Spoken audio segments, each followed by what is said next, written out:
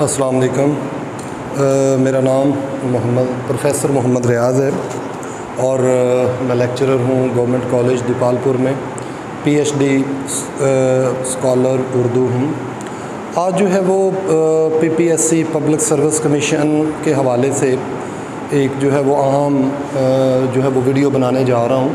जैसे कि आपके सामने है तारीख़ ज़ुबान उर्दू, तो इस हवाले से जो है वो बनाने जा रहा हूँ। थोड़ी सी जो है वो इस तारीख़ की अगर देखा जाए तो ये पीपीएससी के अंदर भी आपका कोई सीएसएस का एग्ज़ाम है, सीएसएस के एग्ज़ाम के अंदर भी इसकी जो है वो हेल्प होती है। और इसके अलावा जो है और बाकी कंपटीशन के जितने भी एग्ज़ाम हैं उसके अंदर तारीख़ ज़ुबान अदब उर्दू की अहमियत है, पीएमएस, सीएसएस या इसके अलावा और भी जितने कंपटीशन के एग्ज़ाम हैं। तो आज बड़ा जो है वो अहम मौजू की तरफ हम जा रहे हैं। तो जैसे कि आपको ये नज़र आ रहा है तारीख़ ज़ुबान अदब उर्दू, और इसके साथ ये आपके सामने है उर्दू की इब्तदा, यानी कि उर्दू ज़ुबान जो है उसकी इब्तदा कैसे हुई। इसके बारे में माहिरीन के मुख्तलिफ़ नज़रियात है। माहिरीन ये कहते हैं कि उर्दू कोई भी दुनिया की ज़ुबान जो है वो अचानक जो है वो मंज़र आम पे नहीं आ जाती, बल्कि उसके इस प्रोसेस के पीछे जो है वो कई सालों का जो है वो अमल कार फरमा होता है और उसकी बदौलत ये ज़ुबान जो है वो मार्ज़ वजूद में आती है। बल्कि ज़ुबान पहले जो है वो अपना पहले जो सफ़र है, इब्तदाई सफ़र, वो दूसरी जो है वो मुकामी ज़ुबानों के अंदर सफ़र तय करती है। बिल्कुल इसी तरह उर्दू के भी मुख्तलिफ़ जो थे वो मुकामी और इलाकाई और लिसानी हवालों से नाम थे। जिस तरह के गुजरात के अंदर उर्दू को जो है वो गुजराती ज़ुबान कहा जाता था, दक्कन के अंदर जो है वो इसे दक्कनी ज़ुबान कहा जाता था। और चूँकि ये ज़ुबान जो है वो खालिस्तान हिंदुस्तान के अंदर पैदा हुई, इसीलिए इसे हिंदी, हिंदवी और हिंदुस्तानी इन तमाम नामों से जो है वो मौसूम किया जाता रहा है। और ये इतने नाम जो हैं वो इसके आए। तो सबसे पहले हम करते हैं कि जी ये उर्दू के इब्तदाई नाम के हवाले से हमारी बात हो गई है। अब उर्दू के जो शुरू के अंदर जो था, इसे जो है वो हिंदी या हिंदुस्तानी कहा जाने लगा।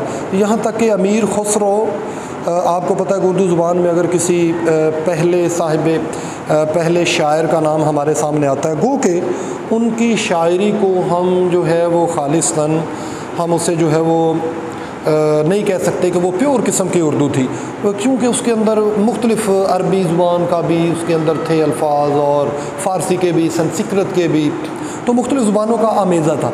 लेकिन फिर भी कहीं ना कहीं पे उसे जो है वो उसने ख़ुद भी हिंदी या हिंदुस्तानी का उसे जो है वो नाम दिया। बल्कि मीर तकी मीर जो थे उनके बेटे ये मीर के दौर तक जो है, मीर तकी मीर, इस दौर तक आते आते जो है वो उर्दू का नाम जो है वो रेख्ता पड़ गया। और रेख्ता जो है ये बुनियादी तौर पे किसी गिरी पड़ी चीज़ को कहते हैं, फ़ारसी ज़ुबान का लफ्ज़ है।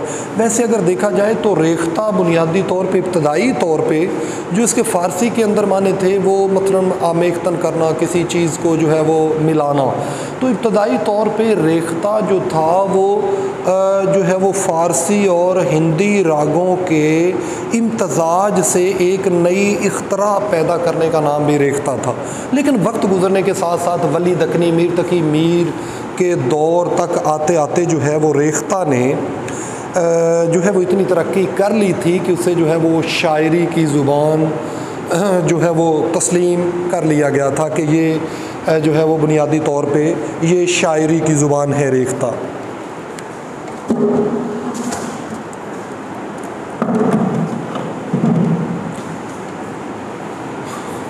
तो जी आगे जो है वो देखा जाए तो शाह मीरां जी उशाक, ये 1696 ईस्वी के अंदर इनकी वफ़ात हुई थी, और शाह बुरहानुद्दीन जानम इनकी वफ़ात 900 जो है वो 90 हिजरी या 1582 के अंदर इनकी जो है वो वफ़ात हुई थी।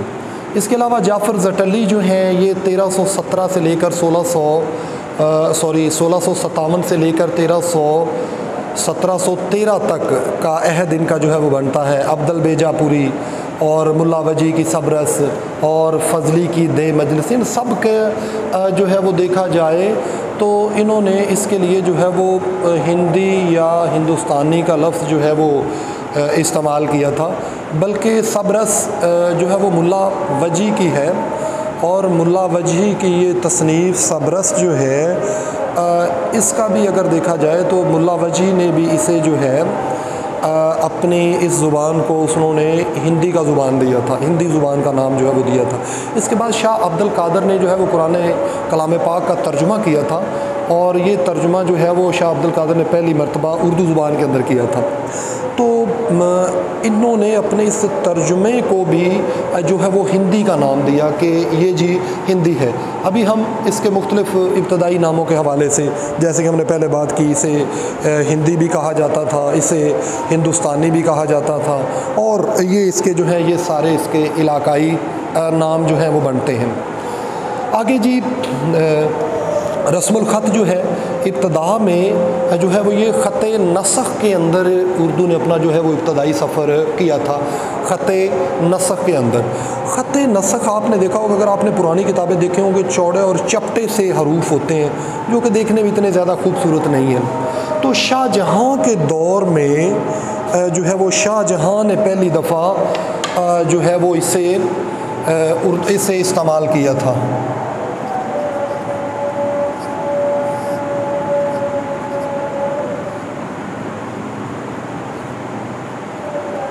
शाहजहाँ ने ख़त नस्तालीक को जो है वो मुतारिफ़ करवाया था। तो ख़त नस्तालीक अगर देखा जाए तो फोर्ट विलियम कॉलेज के अंदर हिंदुस्तान के अंदर जब पहला प्रेस लगाया गया था, तो पहला प्रेस जब लगाया अंग्रेज़ों ने, तो उन्होंने इसके अंदर भी जो है वो अपने छापा खाना के अंदर ख़त नस्तालीक को जो है वो इस्तेमाल किया था। तो गोया शाहजहाँ के अहद के अंदर ही इसे जो है वो अगर देखें तो इसे ख़त नसख़ से ख़त नस्तालीक के अंदर जो है वो बदल दिया गया था। तो इस तरह की चीज़ें मारूज़ी के अंदर आ जाती हैं कि जी जो है वो शाहजहाँ के दौर में जो है वो उर्दू के लिए कौन सा रस्मुल ख़त इस्तेमाल किया जाता था। तो इस तरह की चीज़ें, इसलिए मैं आज चूँकि इंतहाई हमारा बेसिक से शुरू किया है कि उर्दू ज़ुबान का जो रूट है वो उर्दू ज़ुबान का लफ्ज़ कैसे और कहाँ से जो है वो आया, तो इस हवाले से आज हम बात कर रहे हैं। और इसके अलावा हम बात कर रहे थे माफ़ कीजिएगा, रेख्ता की। तो रेख्ता का जैसे मैंने बताया कि ये फ़ारसी ज़ुबान का मतलब इसका है ईजाद करना, बनाना, सांचे में ढालना, मौजू करना। तो ये सारे जो हैं ये इसके मानी बन जाते हैं रेख्ता के। मगर हिंदुस्तानी जो है अदब में रेख्ता का मफ़हूम जो था वो तब्दील कर दिया गया। हिंदुस्तानी अदब के अंदर जो है वो रेख्ता मुख्तलिफ जो है वो हिंदी रागों और फ़ारसी को मिलाकर जो है वो हिंदुस्तानी मौसीकी के अंदर जो इख्तरा पैदा किया गया, उसे जो वो इस्तिलाह में रेख्ता कहते हैं शुरू के अंदर। यानी कि अगर देखा जाए तो अमीर खुसरो तक जो है ये अहद, इस सारे के दौरान रेख्ता को बतौर उर्दू ज़ुबान के इस्तेमाल नहीं किया जाता था, बल्कि ये जो रेख्ता है जिसके बारे में मिर्ज़ा गालिब का शेर भी है कि रेख्ता के तुम ही उस्ताद नहीं हो गालिब, कहते हैं अगले ज़माने में कोई मीर भी था। रेख्ता के तुम ही शायर नहीं हो गालिब, रेख्ता के तुम ही शायर नहीं हो गालिब, कहते हैं अगले ज़माने में कोई मीर भी था। तो जिस तरह का मैंने पहले भी बताया कि रेख्ता इब्तदाई में अमीर खुसरो के दौर में ये सिर्फ़ और सिर्फ जो है वो हिंदी रागों और फ़ारसी को मिलाकर एक हिंदुस्तानी मौसीकी के अंदर जो एक इख्तरा, एक नया राग या ताल पैदा की, उसका नाम रेख्ता था। लेकिन वक्त बदलने के साथ साथ जैसा कि वली दक्कनी के अहद तक आते आते रेख्ता को जो है वो बतौर ज़ुबान भी इस्तेमाल किया जाने लगा था। तो आगे जी इसके बाद जो है वो आज़ाद ने जो है वो इसे कहा कि ये मुख्तलिफ़ ज़ुबानों से रेख्ता किया गया है। जैसे दीवार को ईंट, मट्टी, चूना, सफ़ेदी वगैरह पुख्ता करते हैं, और रेख्ता के मानी जो है वो गिरी पड़ी चीज़ और जो है वो परेशान चीज़ को भी जो है वो रेख्ता कहा। आगे जी जो है अमीर खुसरो जो थे, ये बुनियादी तौर पे इन्होंने 7 बादशाहों का अहद जो है वो देखा था, तो दो बादशाह जो थे, आखिरी उनका मैं बताऊंगा, जो जिनके ये दरबार से भी वाबस्ता रहे थे, एक तो थे गयासुद्दीन बलबन और दूसरे थे मोहम्मद तुगलक। तो ये बुनियादी तौर पे बादशाहों के साथ दरबार से भी वाबस्ता रहे। मैंने जैसे कि बताया कि ये आखिरी जो इन्होंने 7 बादशाहों का, हुक्मरानों का दौर देखा, आखिरी 6 के साथ ये बतौर दरबार के साथ भी वाबस्ता रहे। और ये अक्सर औकात मोहम्मद खां तुगलक और ये गयासुद्दीन बलबन और मोहम्मद तुगलक के साथ अक्सर जंगी मुहिम्मात पर भी जाते थे। लेकिन इस सब के बावजूद जो है अगर देखा जाए तो इनकी जो तसानीफ़ हैं अमीर खुसरो की 99 जो तसानीफ़ हैं वो हमारे सामने आती हैं। और एक इनके दीवान का नाम था गर्रतुल कुमाल, ये इनके दीवान का नाम था। दीवान और कुलियात के अंदर फ़र्क यकीनन जो है वो आप समझते होंगे कि दीवान और जो है वो कुलियात के अंदर जो है वो क्या फ़र्क होता है। ये यकीनी तौर पे आप सब लोग जानते हैं कि दीवान के अंदर जो है वो चंद एक मखसूस जो गज़लें हैं उनका जो मजमुआ है उसे हम जो है वो दीवान कह सकते हैं, ठीक है। यानी कि चंद गज़लें 20, 30, 50, 100 गज़ल इकट्ठी की एक किताबी जो है वो गज़ल के अंदर जो है वो जितनी उनकी गज़लें अगर उसे इकट्ठा कर दिया जाए तो उसे दीवान कहेंगे। लेकिन कुल्लियात के अंदर उस शायर ने हो सकता है नज़में भी लिखी हों, जिस तरह अल्लामा इकबाल हैं, इन्होंने नज़में भी लिखी, गज़लें भी लिखी, लेकिन नज़मों की तादाद ज़्यादा है। तो एक इनकी कुल्लियात इकबाल आपने देखी होगी। तो कुल्लियात लफ्ज़ से ही मतलब है कि कुल्लियात के अंदर तमाम उनका जो है वो खा वो शेरी मजमुआ है, खा वो गज़लों का कोई मजमुआ है, उस सब को इकट्ठा करके एक किताबी शक्ल दी जाए तो उसे कुल्लियात कहते हैं। ये जी दीवान और कुल्लियात का फ़र्क है। और अमीर खुसरो की 99 तसानीफ़ हैं जो हाफिज़ महमूद शिरानी ने साबित की अपनी तहकीक के अंदर। और इसके अलावा डॉक्टर सलीम अख्तर ने भी इसे जो है वो कोट किया हुआ है कि 99 इनकी तसानीफ़ हैं जी। और इनकी वो जो दीवान था उसका नाम गर्रतुल कुमाल था। और इस तरह की चीज़ें जो हैं वो मारूज़ी में आ जाती हैं कि अमीर खुसरो के दीवान का नाम जो है वो क्या था जी, अमीर खुसरो के दीवान का नाम क्या था। और ये ख़ास तौर पे अमीर खुसरो जो थे वो हज़रत निज़ामुद्दीन औलिया के मुरीद थे और अपने मुर्शद हजूर से बड़ा इनका इश्क था। ये यूपी के अंदर पैदा हुए थे और दिल्ली के अंदर इन्होंने जो है वो इंतकाल किया। इंतकाल इनका गम की शिद्दत की वजह से हुआ था, चूँकि इन्हें अपने मुर्शद से बड़ा रूहानी और एक लगाव था दिली तौर पे, और उस वजह से ये जो हैं इनका अपने मुर्शद की वफ़ात के इंतकाल की गम की शिद्दत को बर्दाश्त ना करते हुए इनका भी दिल्ली के अंदर जो है वो इंतकाल हो गया था जी 1325 के अंदर। ये यूपी के अंदर, यानी कि हिंदुस्तान का सूबा है यूपी, उत्तर प्रदेश, वहाँ पे इसका जो है वो इंतकाल इनका हो गया था।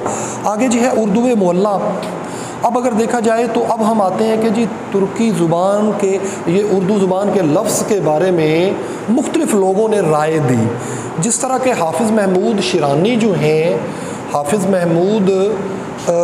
महमूद शिरानी इसे जो है, हाफिज़ महमूद शिरानी इसे तुर्की उल असल करार देते हैं।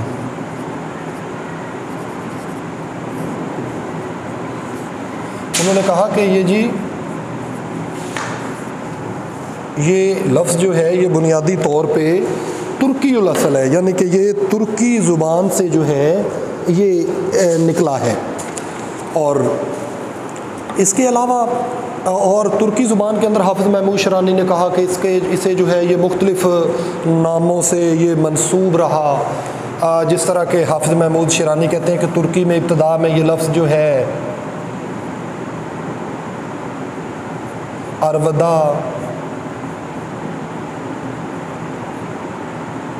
अरवदा और उर्दू, ये मतलब है कि मुख्तलिफ़ जो है वो इन हवालों के जो है वो इस हवालों के इनके तौर पे जो है वो अरवदा है के साथ और उर्दू, और इसके अलावा जो है ये इसका मतलब था फ़रोदगाह, लश्कर, पड़ाव, यानी कि ये इस तरह के मुख्तलिफ़ मानों के अंदर ये मुस्तामल था। लेकिन बाद में इनके जो है वो दावे की नफ़ी भी कर दी गई। कि इन्हें जो है, इसके अलावा ये जो हाफिज़ महमूद शिरानी के मुताबिक वो कहते हैं कि इसका इस्तेमाल खैमा, बाज़ार, लश्कर, हरमगाह, महल, सराय और इसके अलावा जो है ये शहनशाह बाबर ने पहली दफ़ा जो है लफ्ज़ उर्दू का इस्तेमाल किया था। बाबर ने अपनी किताब जो थी ना तुज़्के बाबरी, उसके अंदर ये लफ्ज़ उर्दू का इस्तेमाल पहली दफ़ा किया गया था। ज़हीरुद्दीन बाबर एक जो थे वो आप जानते हैं कि हुक्मरान थे, उन्होंने अपनी किताब तुज़्के बाबरी के अंदर जो है वो इससे बतौर उर्दू का लफ्ज़ जो है वो इस्तेमाल किया। इसके अलावा ये शहनशाह बाबर जो था, इसने एक बाज़ार का नाम भी रखा गया था, यानी कि अपने टिकसाल का नाम भी इसने ये है वो उर्दू मुअल्ला रखा था।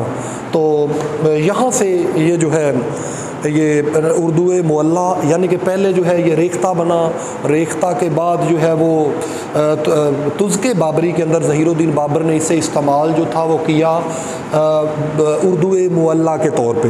पहले सिर्फ़ और सिर्फ ये उर्दू मुअल्ला उस बाज़ार का नाम भी था, और वो दिल्ली के अंदर वो जो ख़ास की ज़ुबान थी, एक होती है आवाम, यानी कि एक है आवाम और दूसरी है जी ख़ास।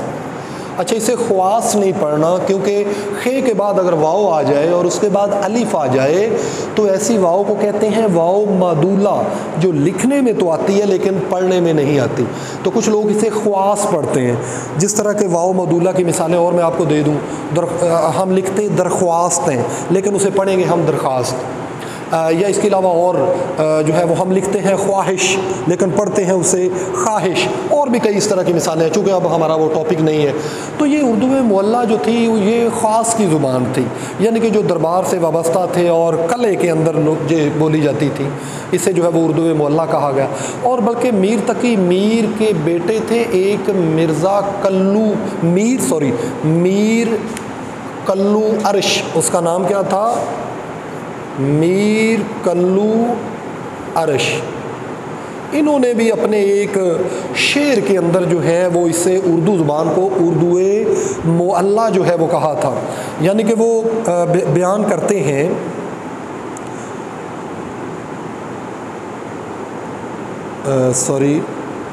तो मीर कल्लू जो है वो बयान करते हैं कि हम हैं उर्दू मुअल्ला के ज़ुबान दां ए अर्श, हम हैं उर्दू मुअल्ला के ज़ुबान दां ए अर्श। दूसरा मिसरा है मुस्तनद है जो कुछ इरशाद किया करते हैं। तो ये मीर तकी मीर के बेटे ने जो है इस पर अपने हवाले से जो है वो अपनी राय दी थी। अब जी उर्दू की ज़ुबान के बारे में मुख्तलिफ़ किस्म के जो नज़रियात हैं वो भी हमारे सामने आते हैं। मसलन अल्लामा आई जो है वो काजी ने हाफिज़ महमूद शिरानी ने कहा, हाफिज़ महमूद शिरानी और डॉक्टर सलीम अख्तर और बाकी के भी कई मुहक्किक इस बात पे मुत्तफ़िक़ हैं कि उर्दू जो है वो तुर्की ज़ुबान का लफ्ज़ है, लेकिन अल्लामा आई काजी ने जो है इस बात की जो है वो तरदीद कर दी थी। अल्लामा आई काजी जो हैं वो कहते हैं कि ये बुनियादी तौर पे जो है ये वो कहते हैं कि जी ये लातीनी असल है। आई काजी कहते हैं अलामा, यानी कि सिंपल लिख देता हूँ काजी, तो ये कहते हैं जी कि ये लातीनी ज़ुबान का लफ्ज़ है और HORDE, और ये लफ्ज़ होर्डे से निकला है। वो बिल्कुल भी इसे मुत्तफ़िक़ नहीं करते। वो कहते हैं जी तुर्की ज़ुबान जो थी ये तो बहुत बाद में आई, ये लफ्ज़ बुनियादी तौर पे लातीनी ज़ुबान के लफ्ज़ जो है ये होर्डे से निकला है, और जिसके मानी जो हैं वो ग्रोह, लश्कर और बाज़ औक़ात इसे खाना बदोश भी कहते हैं, और तुर्की में ये लफ्ज़ जो है वो बाद में पहुँचा था। तो आई काजी ने लातीनी ज़ुबान के अंदर जो है वो इसे कहा। ये इधर हमारा जो है वो अल्लामा आई काजी का जो है वो ये हमारा सीन है जी।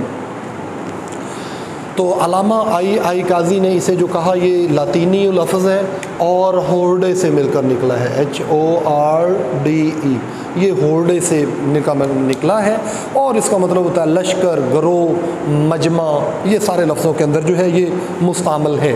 इसके अलावा मौलाना मोहम्मद हुसैन आज़ाद ने जो है वो कहा कि ये जो उर्दू है ये ब्रिज भाषा से निकला है। सॉरी, इसे आपने ब्रिज भाषा नहीं कहना, क्योंकि ब्रिज जो है वो पुल को कहते हैं, ब्रिज पुल को कहते हैं। तो मौलाना मोहम्मद हुसैन आज़ाद ने कहा था कि ये जो लफ्ज़ है ये ब्रिज भाषा से निकला है, और ब्रिज भाषा जो ज़ुबान थी ये दिल्ली के गिरदोनवा के लोगों की ज़ुबान थी। और ब्रिज भाषा आप कह सकते हैं कि ये मवाती ज़ुबान को ही ब्रिज भाषा भी कहते हैं, और ये लोग दिल्ली और इसके गिरदोनवा के अंदर और मेवात के इलाके के अंदर ये लोग रहते थे। और मोहम्मद हुसैन आज़ाद ने कहा कि ये जो ज़ुबान है ये इसी ब्रिज भाषा से निकली है। आगे डॉक्टर राम बाबू सक्सेना जो हैं ये एक हिंदू राइटर थे, और इन्होंने जो है वो कहा कि उर्दू ज़ुबान में जो हिंदी या भाषा की एक शाख है जो सदियों तक दिल्ली और मेरठ के अतराफ़ में बोली जाती है, जिसका ताल्लुक़ जो है वो ये शोर सीनी प्राकृत से बिलवास्ता बनता है। तो उन्होंने इसका ताल्लुक़ जो है डॉक्टर राम बाबू सक्सेना ने शो कदीम जो थी वो प्राकृतें उनके साथ डॉक्टर राम बाबू सक्सेना ने जोड़ दिया। उन्होंने कहा कि जी ये जो हाफिज़ महमूद शिरानी ने कहा सॉरी कि जो इधर अलामा आई काजी जो है वो हाफिज़ महमूद शिरानी ने कहा कि ये जी तुर्की उल असल है, और इसके अलावा अलामा आई काजी ने कहा कि ये जी दरअसल ये लातीनी उल असल है। लेकिन मौलाना मोहम्मद हुसैन आज़ाद ने कहा कि नहीं जी ये जो है ये तो ब्रिज भाषा से निकला है, और ब्रिज भाषा दिल्ली और उसके गिरदोनवा के अंदर बोली जाने वाली ज़ुबान थी। लेकिन डॉक्टर राम बाबू सक्सेना कहते हैं कि नहीं, ब्रिज भाषा तो मेरठ और इसके गिरदोनवा में बोली वाली ज़ुबान कई सदियों से थी, बल्कि वो कहते हैं कि इसका ताल्लुक़ ये ब्रिज भाषा से भी पुरानी है, और इसका ताल्लुक़ जो है वो कदीम प्राकृतों से जो है वो जाकर मिलता है।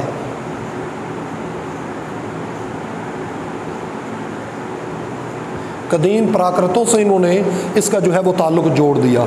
और उसके बाद हाफिज़ महमूद शिरानी जिनका जो है ये नज़रिया था पंजाब में उर्दू, तो ये बुनियादी तौर पे हाफिज़ महमूद शिरानी की किताब एक शाया हुई थी 1928 के अंदर, और 1928 के अंदर इन्होंने पहली मर्तबा जो है अपना ये किताब जब शाया हुई तो इसके अंदर इन्होंने अपना नज़रिया पेश किया कि ना जी ये किताब जो उर्दू ज़ुबान है इसका माखज़ और ये तो पंजाबी ज़ुबान से निकली है। और इन्होंने अपने जो है वो नज़रिए के हक़ के अंदर मुख्तलिफ़ किस्म की जो है वो दलाइल भी दिए। मसलन इन्होंने एक दलील ये दी थी कि पंजाबी के अंदर जो तज़कीर व तानीस यानी कि मुज़क्कर मुअन्नस बनाने का तरीका है वही तरीका जो है ये उर्दू के अंदर भी है। जिस तरह हम पंजाबी के अंदर घोड़े को घोड़ा कहते हैं और घोड़ी को घोड़ी कहते हैं, यानी कि ये अलिफ और छोटी ये का इस्तेमाल करके हमने मुज़क्कर से मुअन्नस बना लिया। तो उन्होंने और भी कई ऐसी मिसालें दी, जिस तरह के उन्होंने कहा कि ऊंचा और ऊंची, तो पंजाबी में हम कहते हैं ऊंचा ऊंची। तो और भी इन्होंने कई एक ऐसी मिसालें दी और इन्होंने साबित किया कि हाफिज़ महमूद शिरानी ने साबित किया कि उर्दू का जो मस्कन है या उर्दू ज़ुबान के अंदर जो है वो पंजाबी ज़ुबान बिल्कुल ऐसे ही है कि जिस तरह हमारे खून के अंदर जो है वो सुर्ख़ और सफ़ेद खुलिये जो है वो गर्दिश कर रहे हैं। सुर्ख़ खुलियों का काम है, प्लेटलेट्स का काम है, यही काम जो है वो उर्दू ज़ुबान के अंदर पंजाबी का भी है। और ये इनका जो नज़रिया था, इनकी जो तहकीक थी, ये बड़ी मुस्तनद कह लें कि इन्होंने जो दलाइल दिए थे वो दूसरों की निस्बत कदरे जो थे वो मुस्तनद थे। और यही वजह है कि हाफिज़ महमूद शिरानी का नज़रिया इतनी देर गुजरने के बावजूद लोगों ने इख्तलाफ तो किया है, लेकिन इनकी तरह के जो ठोस दलाइल थे वो कोई दूसरा जो है वो अभी तक देने के अंदर कामयाब नहीं हो सका। उसके बाद नसीरुद्दीन हाशमी आते हैं। तो नसीरुद्दीन हाशमी कहते हैं कि जी ना उर्दू पंजाब में पैदा हुई, ना ये कदीम प्राकृतों से निकली है, ना ये ब्रिज भाषा से है और ना ये तुर्की उल असल, बल्कि ये नसीरुद्दीन हाशमी ने कहा कि उर्दू ज़ुबान का जो मस्कन है वो तो दक्कन है। इनकी एक किताब शाया हुई थी 1923 के अंदर, दक्कन में उर्दू। तो उसके अंदर इन्होंने ये अपना नज़रिया पेश किया था कि भाई नहीं, ये जो ज़ुबान है ये तो बुनियादी तौर पे जो है ये दक्कन के अंदर फ़रोग हुई। और आपको पता है कि दक्कन दक्कन जो था वो हिंदुस्तान के अंदर तहज़ीब व तमद्दुन के लिहाज से और वहाँ पे वैसे भी हुकूमती तौर पे भी जो थे वो मुआशी तौर पे लोग स्ट्रॉन्ग थे और वहाँ की हुकूमत जो थी वो बड़ी स्टेबल किस्म की थी और यहाँ के हुक्मरान जो थे वो भी इल्म अदब से शगफ़ रखने वाले थे। तो यहाँ पे बाकी जो थी वो हिंदुस्तान की निस्बत दक्कन के अंदर जो है वो उर्दू ने ज़्यादा फ़रोग पाया।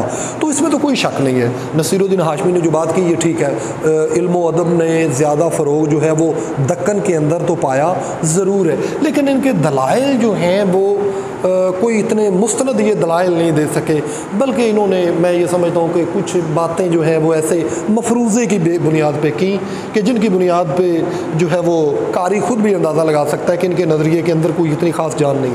उनके बाद जी ये सैयद सुलेमान नदवी आते हैं, तो इन्होंने जो है ये नज़रिया दिया था कि उर्दू जो है ना पंजाब में ना दक्कन में बल्कि ये तो सिंध में पैदा हुई, और इन्होंने अपने नज़रिए के दलाइल में कहा कि चूँकि जितने भी ताजर थे वो तिजारत की गरज से जो है वो साहिलों पे आते और सबसे पहले वो सिंध के रास्ते में जो है वो बरे सगीर के अंदर आए थे, और यही वजह है कि वो कहते हैं कि उर्दू ज़ुबान ने जो है वो चूँकि अरब जो हैं वो आप वसल्लम की बेसत से कबल भी यहाँ पे आ रहे थे और उसके बाद आप वसल्लम के जो हैं वो दुनिया में तशरीफ़ लाए, उसके बाद अरब ताजर आके यहाँ पे मोहम्मद बिन कासिम तो ये तो 712 के अंदर आए थे, इनसे कबल भी जो है ये यहाँ पे उर्दू ज़ुबान जो है वो फ़रोग पा चुकी थी और अपना काम जो है वो कर चुकी थी। लेकिन सैयद सुलेमान नदवी ने कहा कि चूँकि अरब यहाँ पे आए थे हिंदुस्तान, लिहाजा अरबों मुख्तलिफ़ ममालिक की अंदर वो होने के बाद आने के बाद जो है वो जब सिंध के अंदर आए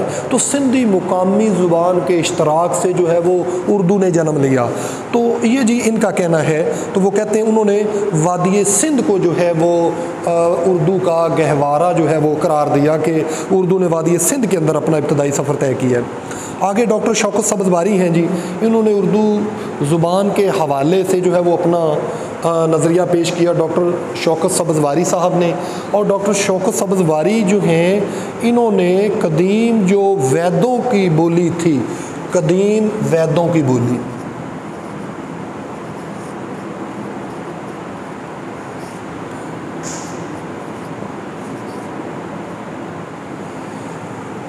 इन्होंने कदीम वैदों की बोली को जो है वो उर्दू का माखज़ करार दिया है। और इस अपने इस दलाइल के हक़ में उन्होंने कहा कि जी ये सारी बातें कि अगर समझा जाए कि तुर्की ज़ुबान में, तो वो कहते हैं कि तुर्की तो जो तुर्की लोग थे वो तो इधर बड़ी बाद में आए, या अरब ताजर, जिस तरह कि इन्होंने सैयद सुलेमान नदवी ने कहा कि सिंध के अंदर अरब ताजरों के आने के बाद एक मुकामी ज़ुबान के इश्तराक से इसने जन्म लिया। तो वो कहते हैं कि ये अरब ताजर के आने से पहले भी यहाँ पर जो है वो कदीम वैद जो थे, रगे वैद या ये वो जो हिंदुस्तानी उनके मजहबी थे, तो वो कहते थे वैदों की बोली जो इससे भी कई साल जो सदियां पहले की है। तो वो कहते हैं डॉक्टर शौकत सब्ज़वारी कि ये जो है ये शोरसिनी प्राकृत और कदीम जो है वो वैदों की जो थी उससे इसने जो है वो जन्म लिया था। इसके बाद डॉक्टर सुहेल बुखारी कहते हैं, ये कहते हैं कि उर्दू वैदों से कबल, उन्होंने उर्दू वैदों से कबल ही कहा कि एक मरहट्टी ज़ुबान थी।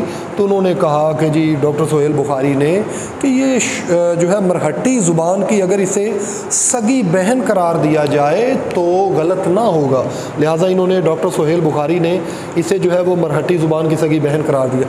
अगर इन नज़रियात की डिटेल में जाएँ तो डिटेल के अंदर तो एक एक मसलन ये हाफिज़ महमूद शरानी या नसीरुद्दीन हाशमी है, इनका एक एक बंदे पर पौना पौना घंटा या एक एक घंटे का लेक्चर हो सकता है। लेकिन आपके इम्तहानी नुक्ता नज़र से सवाल ऐसे ही आता है कि जी पंजाब में उर्दू का नज़रिया किसने पेश किया, आगे 4 ऑप्शन होते हैं, आपने जवाब देना है, या दक्कन में उर्दू का नज़रिया किसने पेश किया, या सवाल आ जाता है जी डॉक्टर सुहेल बुखारी के मुताबिक उर्दू का जो माखज़ है वो है, आगे वो मुख्तलिफ ऑप्शन होंगे कि मरहट्टी ज़ुबान या कदीम जो है वो शोर सिनी प्राकृत और मुख्तलिफ़ किस्म की इस तरह की ऑप्शन आ जाती हैं।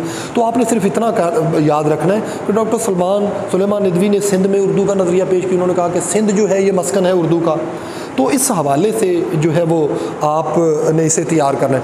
आगे आ जाते हैं जी ऐनुल हक फरीद कोटी। तो इन्होंने कहा कि वादी सिंध की जो कदीम तहज़ीब थी, ये बड़ी सबसे कदीम तहज़ीब है जिसके अंदर जो है वो मोहनजोदड़ो का आपने देखा होगा।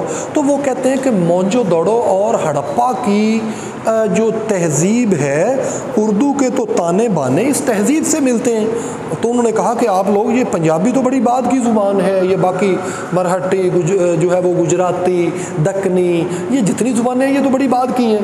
तो ऐनुल हक फरीदकोटी ने वादी सिंध की तहज़ीब को जो है वो बुनियाद बनाकर ये बात की कि हड़प्पा और मोहनजोदड़ो के अंदर जो मुकामी ज़ुबानों के अंदर जो मौजूद थी, एक दरावड़ी का तसलसल करार दिया उन्होंने।